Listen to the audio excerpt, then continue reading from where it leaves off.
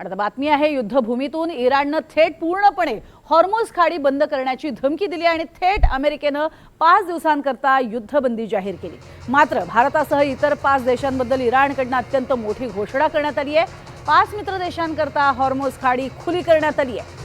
Bharat, Russia, चीन, Iraq आणि पाकिस्तान या देशांना हॉर्मुझ खाडी वापरण्याची परवानगी दिली आहे, अशी माहिती इराणचे विदेश मंत्री अब्बास अराक्ची यांनी दिली आहे। त्यामुळे भारतासाठी अतिशय महत्त्वाची आणि ही मोठी घोषणा म्हणावी लागेल।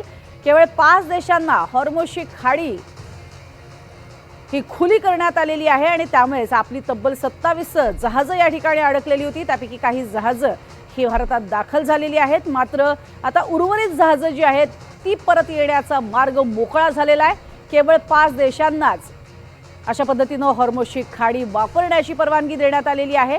इराणचे विदेश मंत्री अब्बास अराक्ची यांनी ही माहिती दिली आहे।